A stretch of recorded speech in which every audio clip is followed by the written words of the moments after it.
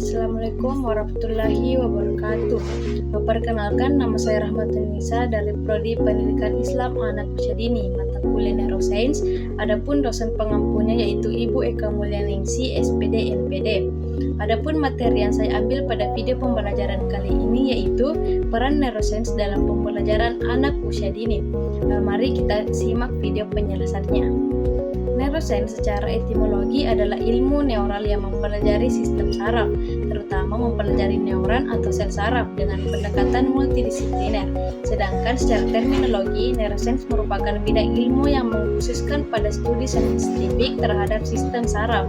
Dengan dasar ini, neuroscience disebut juga sebagai ilmu yang mempelajari otak dan seluruh fungsi-fungsi saraf belakang. Adapun peran neuroscience dalam pembelajaran anak usia dini yaitu neuroscience dalam pembelajaran anak usia dini berperan sebagai landasan ilmiah yang membantu pendidik dan orang tua memahami bagaimana otak anak berkembang dan bagaimana anak belajar.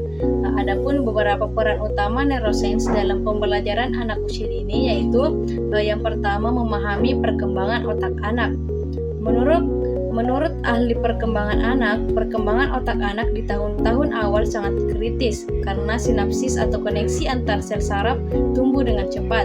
Ia menekankan bahwa otak anak usia dini memiliki plastisitas yang tinggi yang memungkinkan anak untuk menyerap informasi dengan sangat efektif dari lingkungan mereka. Yang kedua, membantu menciptakan lingkungan belajar yang optimal. Neuroscience menunjukkan bahwa lingkungan yang aman dan mendukung emosional sangat penting bagi perkembangan anak. Joan Medina dalam Brain Rules for Baby menjelaskan bahwa ketika anak merasa aman dan nyaman, otak mereka lebih mudah untuk menerima dan menyimpan informasi. Stres berlebihan pada anak dapat meningkatkan produksi hormon kortisol yang dapat menghambat fungsi kognitif. Medina menegaskan pentingnya lingkungan kelas yang mendukung secara emosional agar anak dapat belajar secara optimal. Yang ketiga, mendorong pembelajaran melalui pengalaman sensorik dan fisik. Dr. Martha Hurst adalah seorang ahli neuroscience pendidikan yang menekankan pentingnya pengalaman sensorik untuk anak usia dini. Menurutnya, melibatkan berbagai indera dalam pembelajaran seperti visual, auditori, dan kinestetik membantu anak memproses dan memahami informasi lebih baik.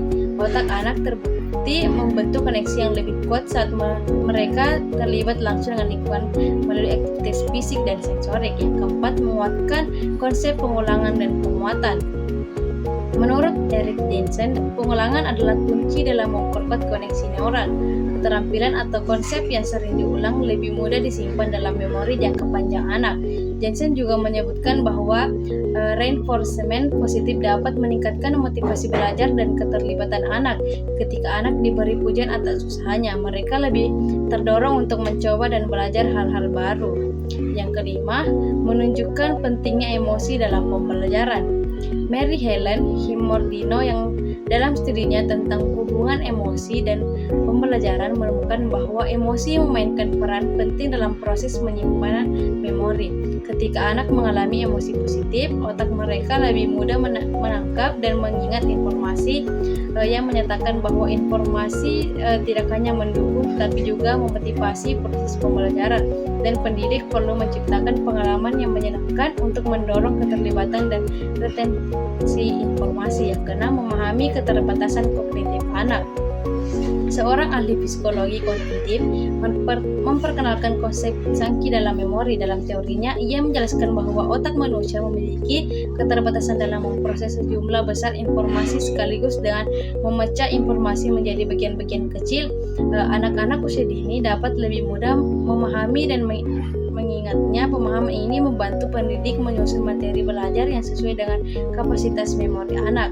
Adapun kesimpulannya itu neuroscience merupakan suatu ilmu tentang sistem saraf otak manusia. Selain itu, mengkaji tentang kesadaran dan kepekaan otak dari segi biologi, persepsi, ingatan, dan kaitannya dengan pembelajaran dan pencapaian hasil belajar.